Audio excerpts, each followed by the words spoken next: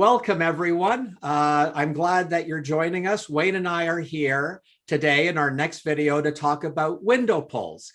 We had an interesting comment made at the end of our last video, and we thought that this is such an important topic in real estate photography that we wanted to just take advantage of an opportunity to share with you how we go about doing window pulls and some interesting techniques as to how to accomplish this. So to start us off, Wayne, why don't I turn it over to you? Okay, this is an extreme window pull. One of the things about window pulls is as you look out a window, really it should be something of interest or something that I care to see about a window. And a lot of times when we're taking pictures of people's homes that live in the suburbs or live in a neighborhood, there normally isn't this view.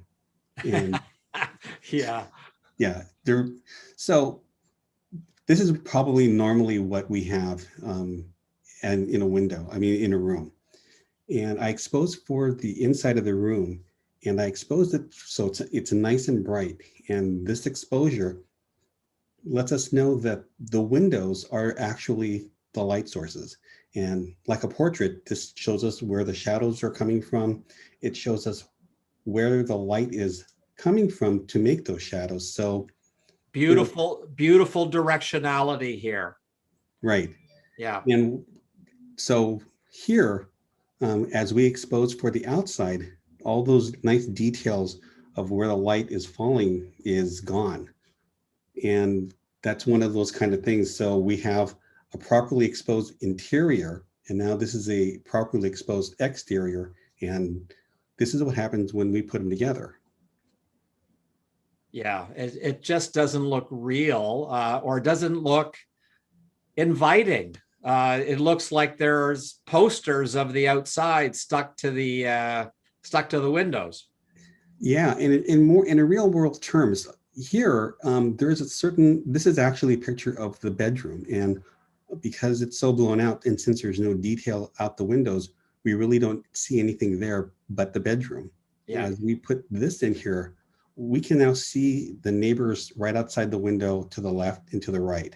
So what's happened is this nice, bright and airy room is now being enclosed with pretty much your neighbors. So it's maybe not anything that you want to see. Yeah. And it just doesn't look natural. No. What happens is when we have this much of a window pull, this, again, shows the source of the light and actually shows the windows as a light source. When we do this, the shadows are still there on the bed and the luminance is all around the room, but the luminance coming from the windows does not match the luminance inside the room. Yeah. And I think when a photo doesn't feel right like this, I think the viewer inside their head, inside the viewer's brain, they're spending a whole bunch of time trying to figure out why this doesn't feel right, rather than spending time examining and enjoying the room. Right. Yeah.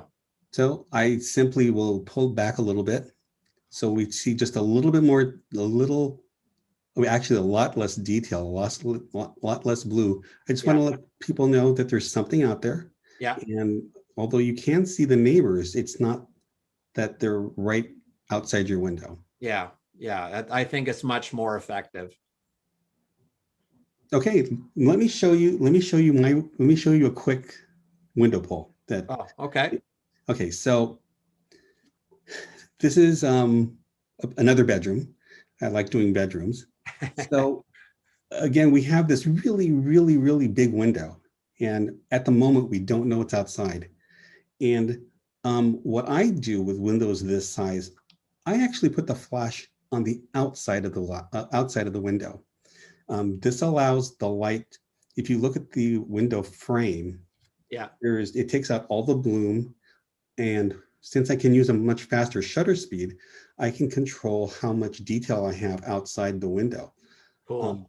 The second most important thing is if you look at the wall above and below the window, it actually is kind of in concert look-wise with the inside of the room. Yeah. So all we need to do from here is we are going to cut out the window and blend it.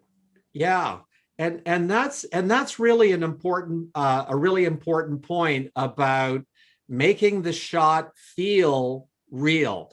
That on the wall that's containing the windows, above the windows, as we get to the wall ceiling joint, because that wall and the first part of the ceiling is not getting hit by the incoming light, it has to be darker.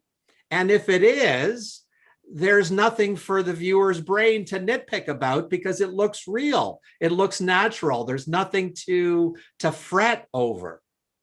Right. And as far as technique goes, another reason why I do it from the outside is especially when we're doing something like slats or when you can actually see the frame, the light is literally coming in from the outside as opposed to coming in from the inside, because sometimes you have different shadows and different highlights on the frame. So Yeah, so really but a cool. lot of people use darken mode. How do you do it, Tony? Uh, for me, okay, so here, let me share my screen. Okay, so in the darken mode window pull technique, we are trying to accomplish a couple of things. First is we are exposing for the view. So we're setting our shutter speed to get the detail that we want in the view, in the window pull. And we are setting our flash power at a pretty high level because we want to really brighten the area, the window frame and the wall that the window is built into. We want to brighten that. And I'll tell you why in a second when we get into darken mode. So the darken mode window pull technique essentially has our flash layer on top. We open up a black mask. So while we're holding down the Alt button or Option on a Mac, and then we click on the mask icon, that gets us a black mask, which is concealing that layer. We want to reveal the darkness from our window pull. So we're going to be painting in white, of course, and we are going to use a different blending mode. We're going to go into darken mode. So what we're doing is we're telling Photoshop wherever my paintbrush is touching, I just want you to bring the darkest pixels into play. So we are revealing the dark pixels from our flash layer. And that's really the beauty of the darken mode window pull technique. We're just painting in the view. But even there, this doesn't work for me, Wayne, because that view is too dark relative to the brightness of the interior lighting or the luminance on the inside of this kitchen. And to make my point, let me zoom in here a bit. If we take a look at the luminance on these cabinet doors here, it's roughly the same luminance as we get on these leaves, even though these leaves are outside and they're getting hit by that sunshine. Right. So And if we pull back a bit and we just adjust the slider to taste, we can make that window pull look a lot more realistic. Something in this ballpark right there, where we have used the darken mode window pull technique to get us more detail in the view, but that view is not so dark as to make the whole scene look unrealistic. yeah, also one of the things about with having your window in front of the sink darker is it is in conflict with the skylight that's above. So Yeah.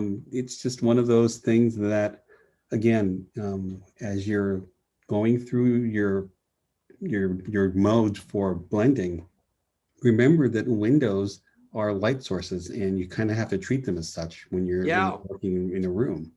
And, we were talking earlier, Wayne, or at least I was mentioning about what's going on in the viewer's brain. We want to make things uncomplicated. We don't want a whole bunch of mental energy being spent trying to figure out what's wrong with the shot. And if you and I were standing in this room, because it's so bright outside, our eyes would naturally see the exterior of the house as being brighter. That just makes sense, right? Mhm. So we want our window pulls to be brighter. I know that others in our community have said, at least a stop, maybe even a stop and a half brighter to the interior light. So that's just a little yardstick that I'd like to share. Yeah, and again, a lot of times, a lot of people that um, call me, when we talk about window pulls, they will actually be saying that, well, that's what my client wants, and it's absolutely true that that's probably what they will want, um, but I think that if you just temper down the posters that you don't want it to look like a poster on a wall. Yeah, You that's have exactly right. detail and the information that what's outside the window without being really, really dark. And also, one of the things that you have to kind of consider, the exposure that you use for your window. If you took that picture outside, would that be the exposure that you would use? And normally those pictures, again, even if you just took your camera with those exposures and went outside, those would be dark. Yeah. So that's just something to consider. Yeah. So we want it to look real. And generally speaking, I mean, my rule of thumb is unless we have, a mountain view, ocean view, something of note. If the Golden Gate Bridge is outside of our kitchen window, yeah, we want to show a little bit more detail because it's a significant selling feature. But if the next door neighbor's aluminum siding is in that window pull, then I'm going to give myself a lot more wiggle room in terms of blowing out that window. Absolutely. Yeah. Okay, So I think that's it, Wayne. great. So thank you again for joining us. We hope that you'll continue to do so. Please, Wayne will leave some information at the bottom of the screen in terms of reaching out to us and suggesting another topic or asking a question or perhaps even submitting a photo for critique.